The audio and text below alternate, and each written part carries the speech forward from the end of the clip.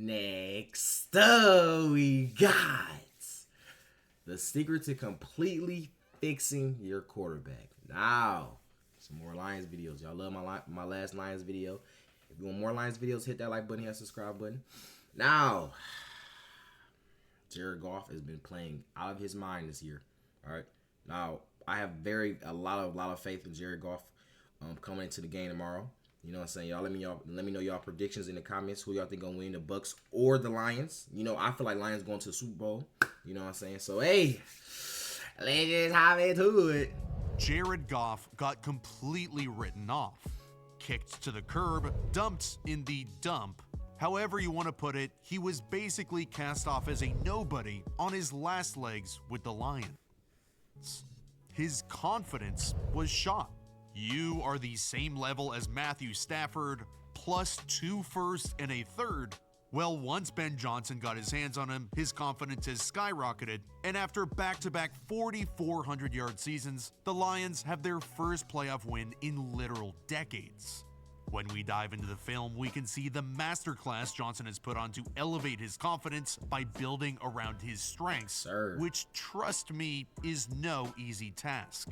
By designing an offense focused on 2 areas, Goff's ability to dominate underneath and over the middle, and a scheme focused on deception, it's given him an explosion of confidence, coming off a time in his career where he was probably the least confident he's ever been in his entire life.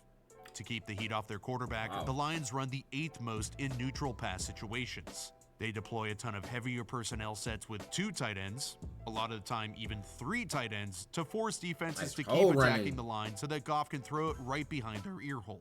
Not only is Johnson's scheme good, but his in-game adjustments are even better.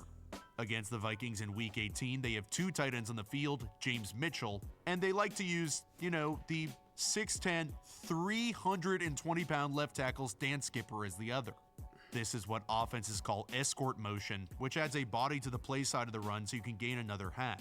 It helps with the blocking angles for the rest of the offensive line too, and the Vikings defense just looks unprepared for this run on the goal line. Touchdown. You can see the defensive line pinch inside to clog up the middle, then the second level fly outside way over the top. But the Lions are running mid-zone, attacking the middle, and they score.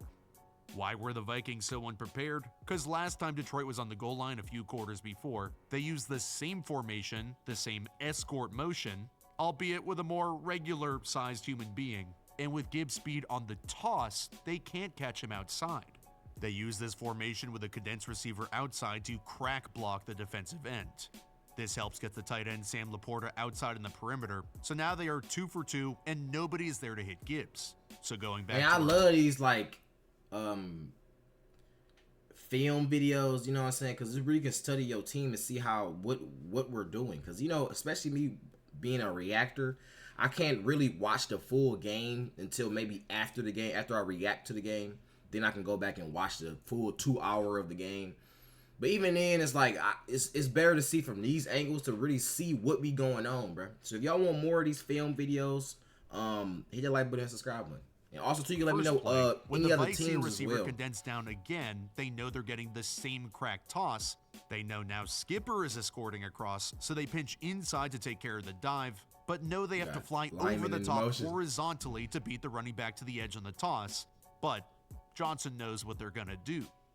These are the kind of mind games he can play with defensive coordinators, and these are the kind of offensive elements that open everything up for Goff.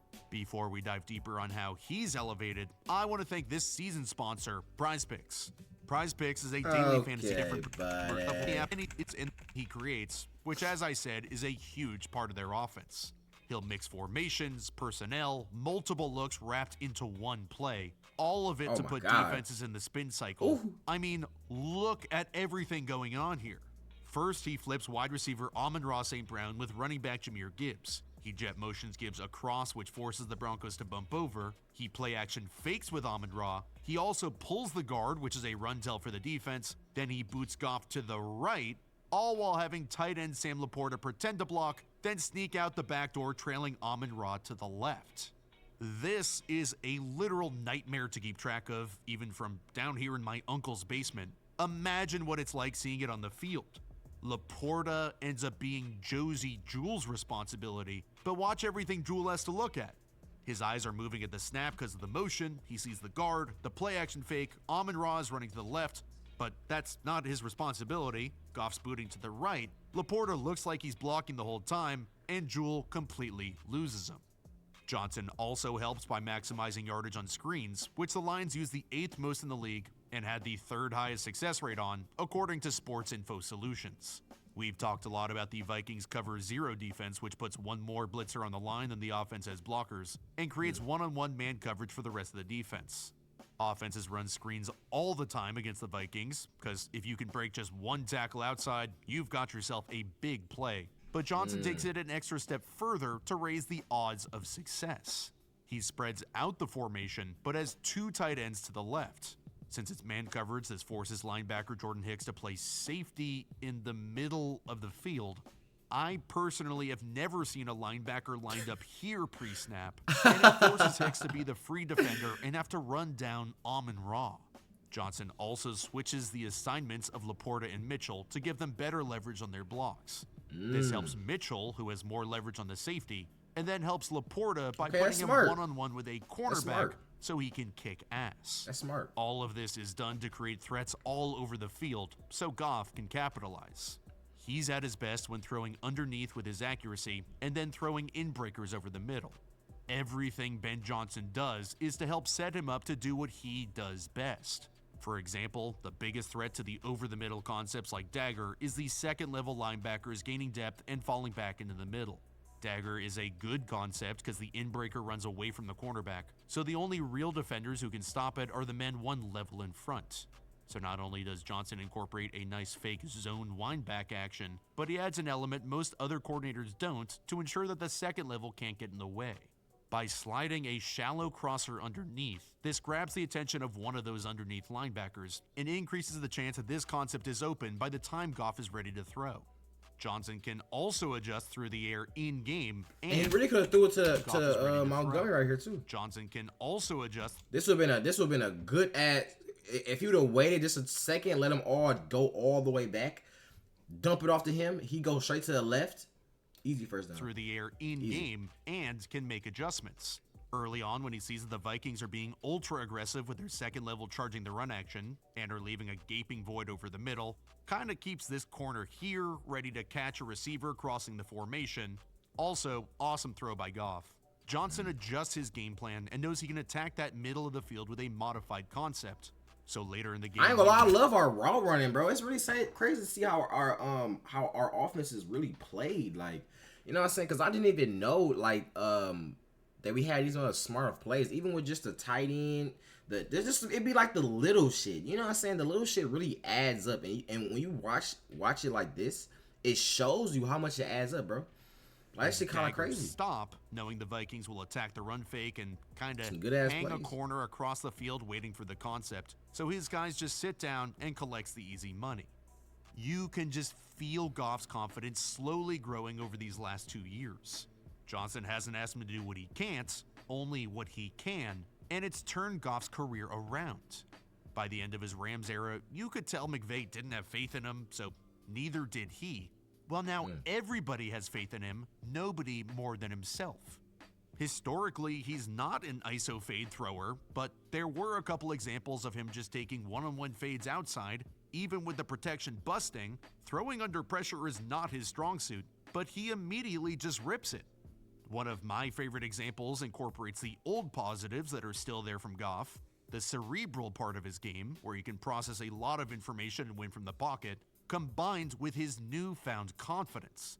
The Vikings are showing what kind of looks like their cover zero package again. 8 guys on the line can bust almost any protection, and then they have just 3 deep in what looks like man coverage. The Lions have a cover 2 beater to the left, Skipper is the flat receiver, then a corner fade type route from Amon-Ra, and cover 2 is exactly what the Vikings are disguising.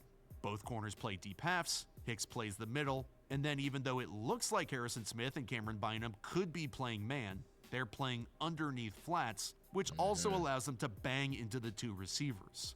Goff play action fakes, so he doesn't get any time to see much of the disguise take place at all. And the old Goff would 100 out of 100 get spooked and hit the check down to Skipper to the left, or David Montgomery on the check down over the middle. But the new Goff has confidence brimming out of every hole. Pause. And he rips the sideline. Yo, I was not expecting him to say that. What the fuck? Confidence brimming out of every hole. Pause. And he rips the fade up the sideline. What I like is watching his eyes pick up the middle run through defender Jordan Hicks. So at this point here, Goff knows it's cover 2. Then he's about to throw the check down, but sees Harrison Smith banging into Amon-Ra, then coming down for Skipper, so he reroutes and throws the ball deep. What even further demonstrates to me his confidence is the way he trusts his protection. The Lions are sliding to the right in case the safety comes off the edge, so that means they only have 2 linemen, one of which is Skipper going to the flat, against 3 potential threats. When Harrison Smith is down in the line, he's usually coming, so he is David Montgomery's responsibility. If Smith does come, Montgomery has to abort the play fake, and you can see his eyes on Smith. Goff has to have full trust in him to abort the fake with his head turned, or else he'll get drilled from the back, pause. So when he sees Montgomery carry out the fake, he trusts him, doesn't panic at all that he might have a free runner off the edge, and then makes this difficult throw up the sideline. The Lions are operating at peak confidence right now, and it's led by their quarterback. Goff was a beaten and it shows you how even if you are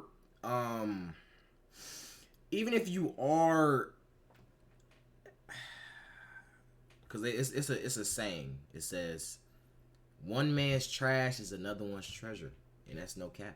Literally, the Ram. I think his name McVay. I forgot his name. That was his trash. You know what I'm saying? He didn't have no faith in him no more, blah, blah. But now, when our offensive coordinator is structuring the offense around our quarterback, around his strong suits, how could we not win? Especially when Jared Goff is a good quarterback. You know what I'm saying? I wouldn't say he's the best in the league, but he's a decent, good quarterback. You know what I'm saying? So it's perfect for him to have confidence in himself, because confidence is a big thing, especially in sports. Confidence is one of the number one thing. If you don't got confidence in yourself, then you ain't gonna do shit. Are you gonna be scared? You're gonna overthink every throw, everything you do. You're gonna overthink it and make it wrong. You know what I'm saying? Have anxiety. So when we actually have, it's based around his strong suits, you can't do nothing but win, bro. You know what I'm saying? And all you gotta do from that point is just come to play. Led by That's their come to quarterback. play, bro. Goff was a beaten down man when he arrived 3 years ago. He immediately then had to watch the Rams win a Super Bowl without him, but that didn't stop him or the Lions. Ben Johnson built an offense around his strengths, used deception to create an offensive ecosystem that made him a star, and here the Lions are in the divisional rounds coming off one of their biggest wins in franchise history. Nothing is more terrifying than a quarterback with confidence. Goff has his limitations, but not in this offense. And as he continues down the playoff road with this team and this coaching staff around him, the Lions are finally legit. Yeah.